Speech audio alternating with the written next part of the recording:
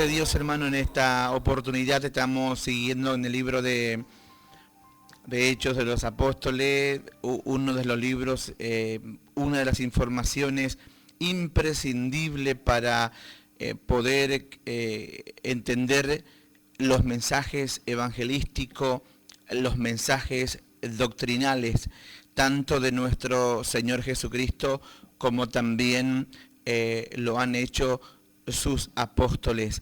Vamos a estar leyendo el texto anterior, el capítulo 9 de este libro, Hechos de los Apóstoles, el verso 31, donde nos habíamos quedado mirando esta gran bendición que Cristo había derramado, donde el Señor Jesús interviene el caso de la persecución de su iglesia, donde un hombre llamado Saulo intenta arrasar y extinguir a la iglesia, pero este hombre conocía la palabra históricamente. Podemos hablar un poco diciendo, Pablo desde su niñez, según las costumbres israelitas, aprendió la palabra a través de hombres conocedores de la Escritura y también hombres bastante doctos por sus dichos, ¿no?, con respecto a la expansión del Evangelio a través de los seguidores de Cristo. Entonces este hombre conocía la historia bíblica, pero no conocía a Dios, no conocía los propósitos de Dios. Entonces él creía ciegamente, motivado por el judaísmo, desde el fariseísmo, hermano, influenciado por esta falsa doctrina, intenta parar a la iglesia de Cristo, pero ahí aparece no Pedro, no aparece Juan, no aparece Esteban, el primer mártir, sino que aparece el autor del Evangelio. Jesucristo el Señor interviene sobre su iglesia y por su infinita misericordia Pablo no muere, porque Cristo podía haber dado final a su vida porque estaba enojado contra Saulo. Pero aquí dice la Biblia, entonces las iglesias tenían paz por toda Judea, Galilea y Samaria y eran edificadas andando en el temor del Señor y se acrecentaban fortalecidas por el Espíritu Santo.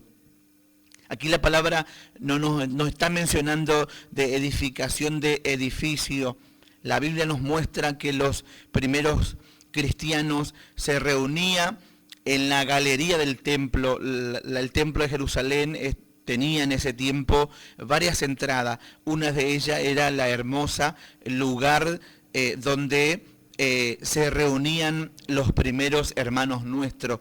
Pero aquí Jesús interviene, pero por la oración de la iglesia, hermano.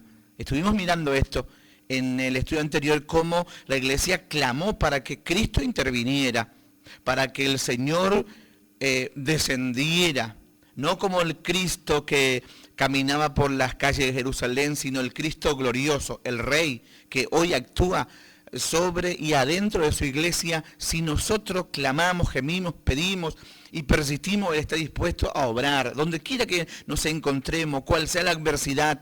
Hermano, Cristo el Señor es la cabeza de la iglesia, es el responsable de cada uno de nosotros, de cada uno de quienes fuimos llamados a hacer este trabajo. Puede ser importante o no, puede ser reconocido o puede ser rechazado, pero Cristo está respaldando ese trabajo que estamos realizando nosotros.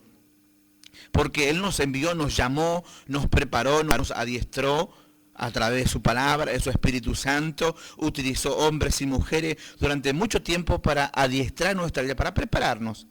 Entonces, hoy estamos en este trabajo.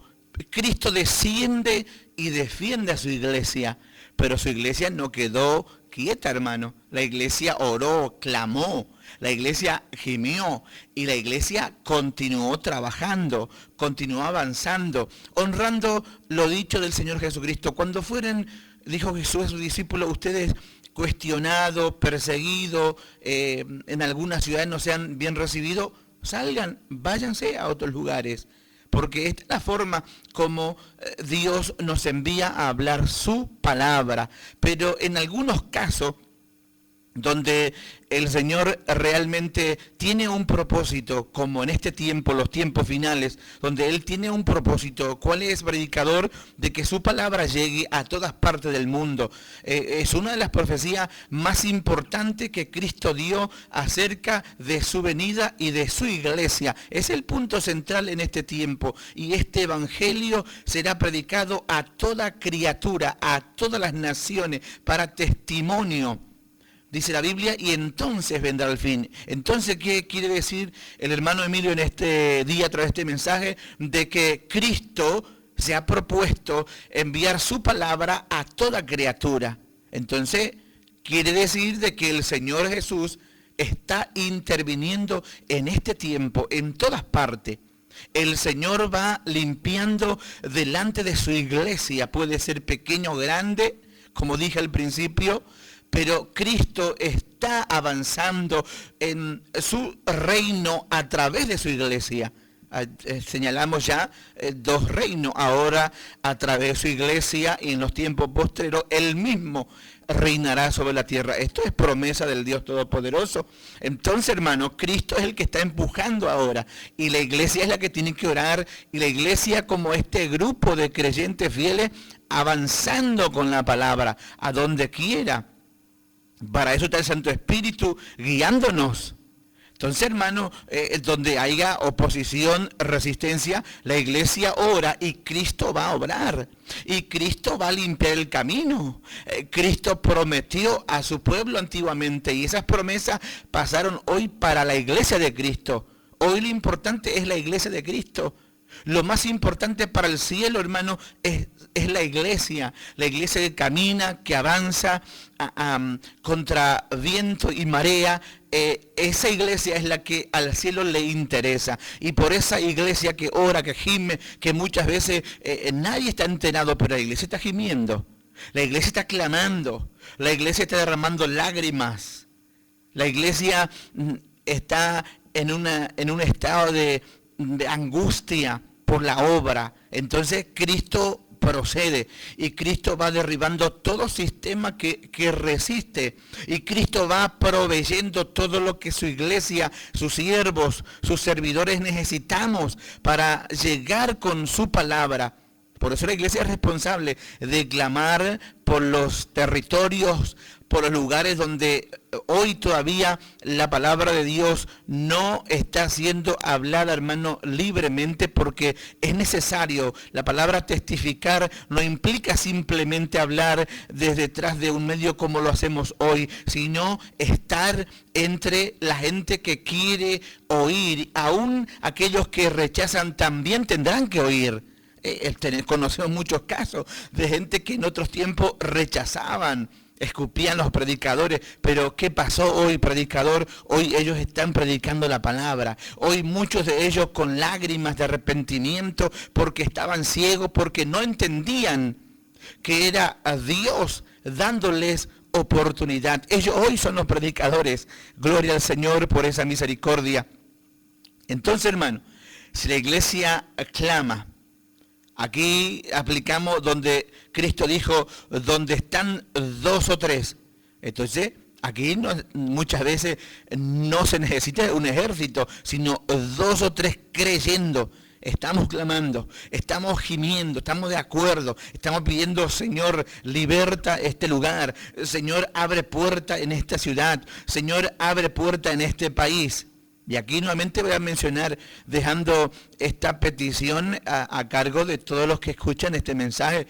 En la actualidad hay en más de una decena de países que están en esa situación, donde el evangelio es detenido ya hace más de 1000 años, no se puede predicar, hermano. Entonces allí la iglesia tiene que clamar.